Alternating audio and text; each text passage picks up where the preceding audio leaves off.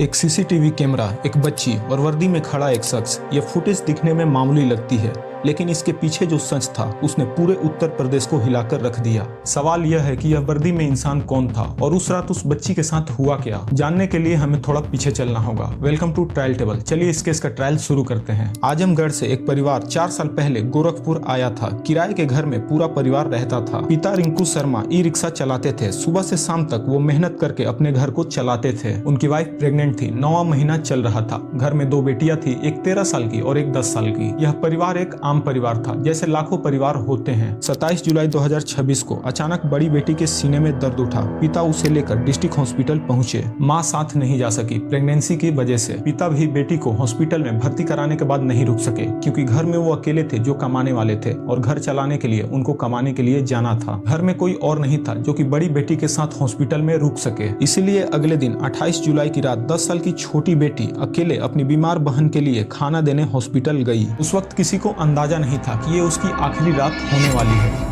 फिर दोनों बहनों ने अस्पताल के बाहर साथ बैठकर खाना खाना शुरू किया। तभी वर्दी में एक सिपाही आया। उसने दोनों से सवाल पूछे, क्यों बैठी हो, यहाँ पे क्या कर रही हो। फिर बड़ी बहन ने सारी बात बताई और वो सिपाही वहाँ से चला गया। हम लोग हॉस्पिटल में हम भर्ती थे, तो मेरी बहन आई थी मुझे खाना देने।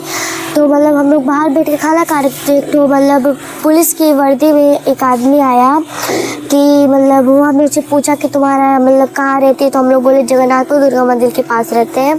फिर वो नाम पूछा तो हम लोग नाम बताया का जिला पूछा तो जिला बताया। रात करीब 10 बजे छोटी बेटी हॉस्पिटल से घर लौटने के लिए निकली, लेकिन जो सिपाही थोड़ी देर पहले उनसे सवाल पूछ रहा था वो भी हॉस्पिटल से उसके पीछे पीछे निकला। उसने बच्ची को रोका, कुछ देर बात की और फिर घर छोड़ने के बहाने उसे अपनी बाइक पर बिठा लिया। लेकिन बाइक जिस रास्ते पर बढ़ रही थी वो रास्ता घर की तरफ नहीं जा रहा था। रिपोर्ट्स के मुताबिक वो सिपाही उस बच्ची को शमशान घाट ले गया और वहाँ उसने उस बच्ची के साथ दुष्कर्म की सारी हदें पार कर दी। वो बच्ची छूटने की लाख कोशिश करती रही, पर अफसोस वो नाकाम रही। पोस्टमार्टम रिपोर्ट के मुताबिक इसके बाद उस सिपाही ने उस बच्ची के गर्दन पर पैर रखकर उसकी गर्दन दी। जांच में पता चला कि ऐसा उसने इसलिए किया क्योंकि उसको डर था कि बच्ची वापस जाकर सारी बातें बता देगी। इसके बाद सबूत मिटाने के लिए उसने बच्ची के शरीर को एक नहर में फेंक दिया। लेकिन कहानी यहीं पे खत्म नहीं होती है। घर में एक प्रेग्नेंट माँ और एक पिता अपनी बेटी का इंतजार कर रहे थे। लेकिन जब बेटी देर रात तक वापस नहीं लौटी तो पिता खुद अस्पताल पहुंचे और उन्होंने पूछताछ की, लेकिन कोई जानकारी नहीं मिली और आखिरकार थक हार कर उन्होंने पुलिस में गुमशुदगी की रिपोर्ट दर्ज करवाई। रिपोर्ट दर्ज होते ही पुलिस हरकत में आई। 10 टीमें बनाई गई। 200 से ज्यादा सीसीटीवी कैमरों की फुटेज खंगाली जाने लगी। आखिरकार पहला सुराग हॉस्पिटल के सीसीटीवी से ही मिल गया। सीसीटीवी में सिपाही एक बच्ची के साथ दिखा, लेकिन चेहरा साफ नहीं था। लेकिन बाइक का नंबर प्लेट साफ दिख रहा था और यहीं से पूरा मामला बदल गया। बाइक नंबर की हेल्प से पुलिस अभिषेक यादव तक पहुंची, जो कि डायल 112 का कांस्टेबल था। और जब पुलिस ने उससे सख्ती से पूछताछ की तो उसने सारा अपना जुर्म कबूल कर लिया। लेकिन जांच में एक और चीज सामने आई जिसने सबको हैरान कर दिया। दरअसल अभिषेक यादव के लिए यह पहला मामला नहीं था। जनवरी 2025 में अभिषेक यादव को वेस्ट बंगाल की एक महिला से छेड़खानी के आरोप में सस्पेंड किया गया था और जेल भी भेजा गया था। लेकिन सितंबर 2025 में उसे फिर से पुलिस फोर्स में ज्वाइन करने दिया गया। यानी जिस आदमी को एक बार महिला से छेड़खानी के आरोप में जेल भेजा गया था, उसको कुछ ही महीनों बाद वर्दी दे दी गई और उसी वर्दी का इस्तेमाल करके उसने एक बच्ची को भी अपना शिकार बनाया। 30 जुलाई को जब पुलिस आरोपी को मेडिकल जांच के लिए डिस्ट्रिक्ट हॉस्पिटल लेकर पहुंची तो वहां मौजूद डॉक्टरों, नर्सों और स्टाफों ने उसे पहचान लिया। गुस्साए लोगों ने उस पर हमला कर दिया। पुलिस को बीच बचाव करके उसे भीड़ से बचाना पड़ा।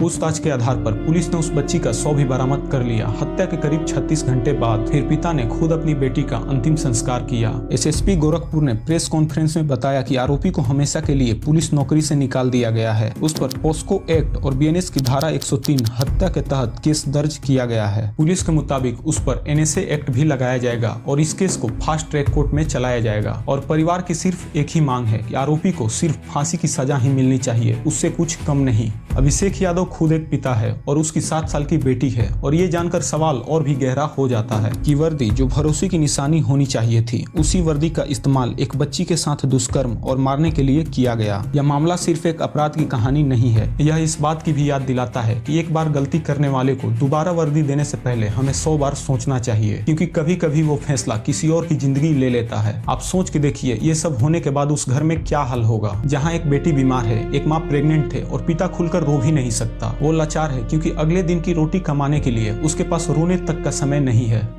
अगर आप चाहते हैं कि इस बच्ची को न्याय मिले तो कमेंट में जस्टिस जरूर लिखें और इस वीडियो को लाइक और शेयर जरूर करें, क्योंकि ये वीडियो ज्यादा से ज्यादा लोगों तक पहुंचनी चाहिए। तब तक अपना ध्यान रखें, मिलते हैं नए केस के ट्रायल पर।